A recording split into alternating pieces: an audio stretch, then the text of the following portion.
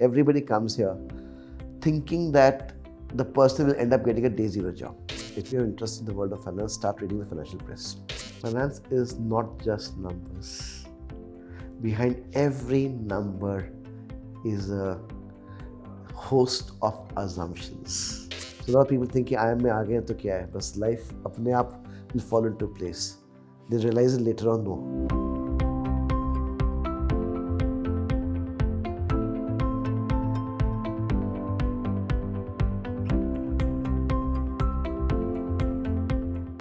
All right, we are sitting at IIM Lucknow, and right in front of me is somebody who is going to give you a lot of insight from the world of finance and accounting. I have Professor Ajay Garg with me.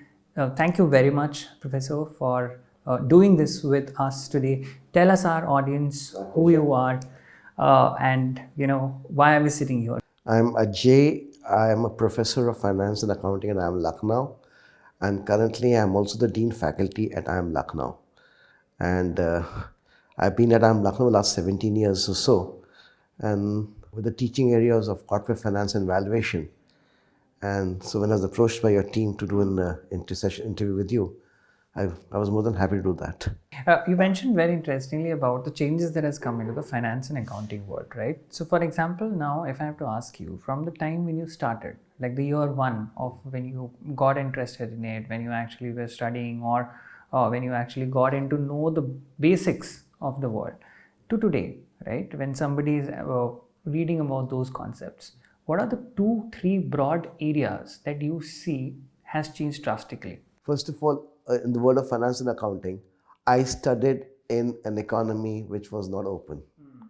All right. So by the time I graduated, the liberalization of Indian economy had taken place. So what I studied in an era which was, we can say, Indian economy more or less closed, and I started working in an economy which was what? Opening up to the world. Opening up to the world, but nothing had opened up, right? And in the last 30 years or so, from early 90s to, let's say, early part of this decade, now we are fully integrated with the global world. So one thing is the whole paradigm, the whole perspective has changed, right? From a closed door, inward looking, to an absolutely integrated with the world. And along with that, things change. For example, let's put it this way: in the world of accounting, we didn't have, thanks to the Enron scam, we got things like consolidation. That changed the way we looked at financial statements. About 7 to 8 years back, we had a whole new domain coming in the world of when India adopted IFRS, International Financial Reporting Standards, that actually changed the way people looked at accounting statements. So what was being taught, what we studied, what was being taught, or what we taught initially, things changed. I wanted to come back to, I was talking to you and asking you about your methodology when you walk into the class. We mentioned about AI, right? And that's something that probably is being included in finance as well in a big way. So my question to you is, with technology evolving every single day, the teaching of finance and accounting, how much that has shifted with respect to when you go on a classroom? Technology cannot be a substitute for the concepts. Remember, these are tools to aid you, right? But the tools cannot become your master. You better know your concepts and your, subject well.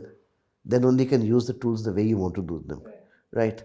Otherwise, if everything becomes algorithmic based, then human beings are not required, right? Then I just make an algorithm, and it's all black and white, right? Management is not black and white. It is not the formula that is important. It is what goes into the formula that is more important, and that's where the human intervention is required. Because from the fuzzy environment around you, you have to pick up what 90% things are irrelevant. The 5 or 10% that's relevant, and structure it and get it in the format you want. That will go into the application of the formula. That's important. So simply using the formula is not knowledge. So, Professor Garg, who will be a better person than you to ask that if I'm not a finance individual, if I don't know probably the basics of it, what are my entry points? Say in terms of some of the books or some of the study material, reading material that you can suggest to somebody who has an interest in finance but they don't know where to start from, and then gradually which are the kind of things that they should be reading in order to become like an individual who can have financial conversations. So probably right now I feel very underprepared because probably a lot of things that you know and I can't delve into because I don't know finance that well, right? So what would you suggest to someone like me? I would put it the way around. If you're interested in the world of finance, start reading the financial press. All right, start reading the financial press. I won't say start reading this book, start reading this book, do this particular course. All right, you can start with the basic financial statements and all those stuff. That's okay. But better thing is, my approach is if you start reading the financial press, for the first 15-20 days, you look weak and latent to you. But then what was going to happen is, but with the passage of time, it will start making sense. And what happens is, once you read something and then you get stuck up on a word and then you try to find out what it means, it's a better learning than trying to learn it. Let me go in this way and let me first do this book and that book and this book and ultimately find, I studied for 3 years yesterday and I suddenly find I didn't find any next to this area. The best is start reading it's a financial language, right? Best way to learn language is what? Start dabbling into it. And with the passage of time, you will get a fair idea. I strongly believe that, I strongly believe that. What happens is because, it's not that everything's going to make sense to you. But when you get stuck, then you yourself search for an answer. That is a proper learning. That's my way of looking at it. You can pick up any newspaper of your choice. It doesn't matter. With the passage, but be regular on that. With the passage of time, you'll get to know that. Okay, not on something which others will tell you, but that's the way I believe that helps you better. On the contrary, you might be a great student of finance. You have studied all the courses, but you are still not reading the financial press. Then again, let me tell you, you're not learned half the course because nobody's going to ask you define this or define that. They're going to ask you, look, tell me how does it impact my company, right? You said something very interesting. You said finance is a language. Yeah. Most people see finance as numbers and they don't see the story that as a finance individual or somebody who has a finance role will have to also weave or create or tell people. Finance is not just numbers. Behind every number is a host of assumptions. Okay, the number is the final output. But what goes behind that number is a series of assumptions, which you can only make provided you got businesses to do that, right? So it's just not numbers. A lot of story also goes into that, and a lot of things are weaved into that before the number comes out. And people who believe that they can generate numbers without getting into this actually end up, burning their hands into the industry. Right? It is a language. Absolutely. So when somebody like a student from IIM Lucknow goes out, takes up any role in a finance role, do you think they are prepared enough to talk this language? The good ones, yes, they are. And as the good ones means people who have been good in the class and people who at the same time have also kept abreast with what is happening in the world around them by reading regularly. For a person who spent time on Facebook and all that stuff, not reading, I don't know, right? Because we do have some students who think that entry to the IIM is what? Passport to success in the corporate world. They realize later on in life it's not that. That's just a starting point. A lot of effort has to go into that, okay? So a lot of people think IIM में आ गए तो क्या है? बस life अपने आप will fall into place. They realize it later on, no. That and the sooner you realize it and the more work you put in these 2 years. See, you're going to get time here to put in all the work that you can. You got all the time here at IIM to whatever you want to, right? Beyond classes. So there's everything available here. So whatever input you want, it's available both in the print, in the library, in the virtual world. Plus you got faculty members, they're always approachable. So which better place than this than to clear all your doubts here, right? But if you do not study and if you do not actually do this, and think that just coming into IIM is a passport towards success, later on what happens? You waste your 2 years. And then obviously such people don't do well, or maybe what happens? They lag behind others get a 2 or 3 year head start. Eventually they will also see, once you go to the industry is not going to tolerate this, right? So if you're going to survive there, ultimately you'll have to learn. So what you could have done here, you'll end up what? Doing there. But in the process, you'll be 2 years or 1 or 2 years behind, or 2 to 3 years behind the others who actually did that work when they were at the B school. So the choice is yours. So how should they be doing their financial math in terms of the ROI before coming into an institution like Well, Lucknow?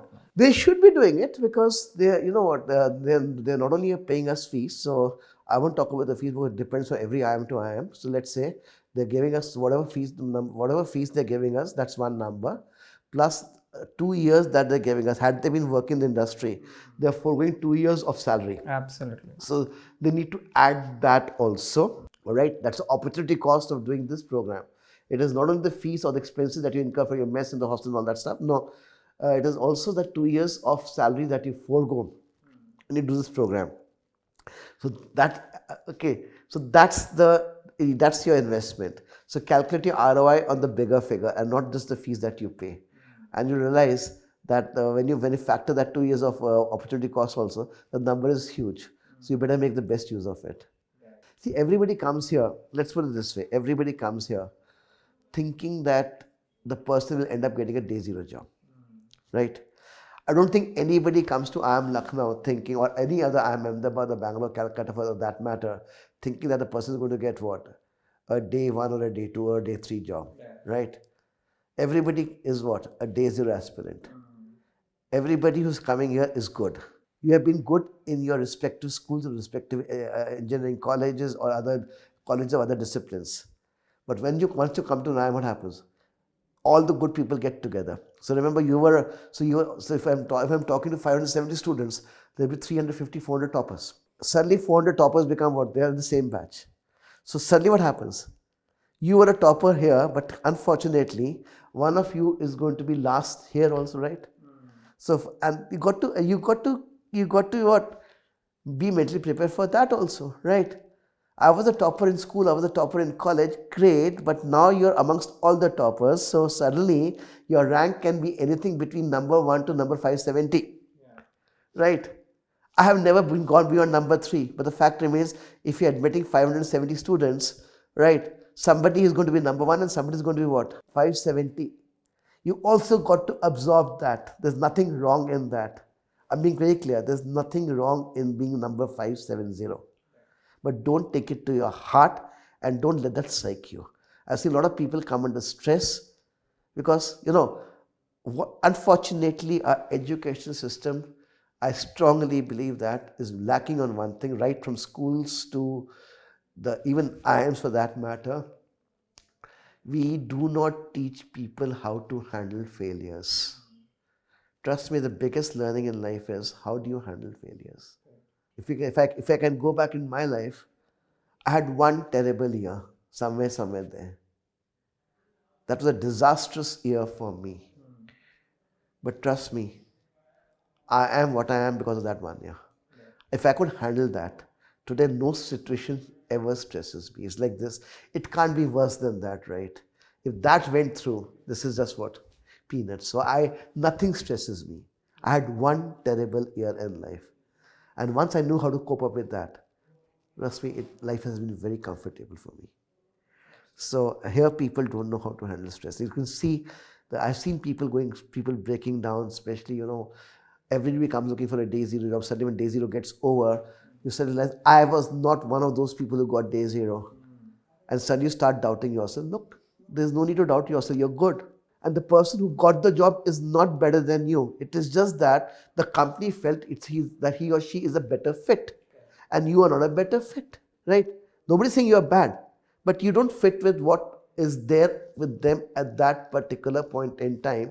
And there's no need for you to change or align your life goals to the goals of what? The company that you don't even know. You stick to what you want to do.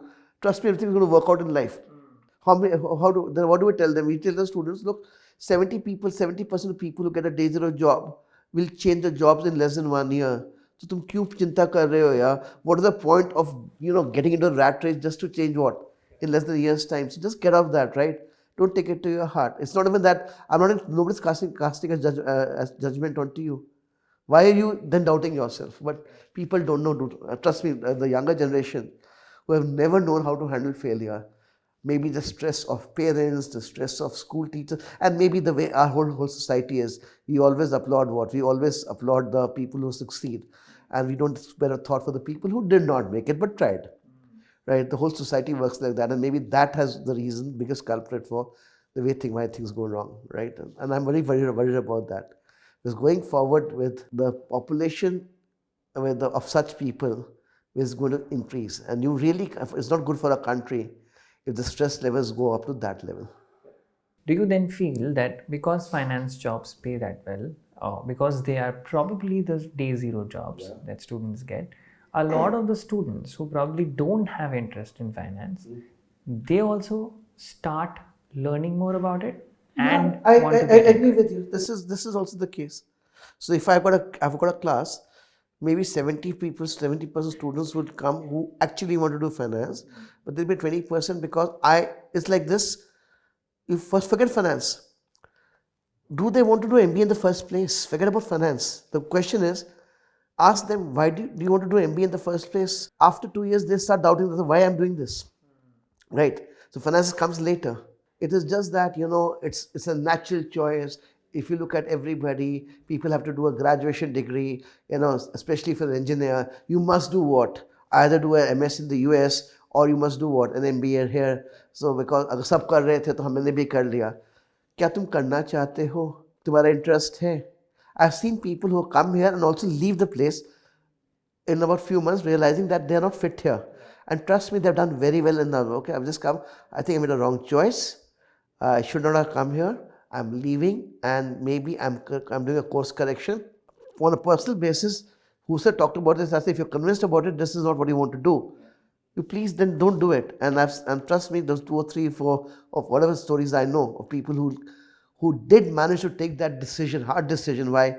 Parents wale kya kahenge, after getting into admission, you have left that, who still managed to have the gut feeling, stick to that and leave it and follow their passion. They've done well in their life. All right. I've also known one student here, his passion in life to be what? Was just music. He was a drummer. He got a consulting job. And 2 years later, he left it. He found his own band, and he's doing pretty well day to day also. I know a student whose life was all sports, so he got into the field of sports management. Then what happens? Then he's doing what the person wants to do. And trust me, if you like what you do, you'll always succeed. Wonderful. I am going to draw a close on this front. I am going to draw a close to this particular video on if you like what you do, you will definitely succeed. Thank you very much, Professor Garg. They were very valuable information and insights that you have shared with us. I hope that you liked the video. Do tell us in the comments below if you have any further questions that you want to ask Professor Garg, and we'll make sure that some of the questions reaches him so that he can answer.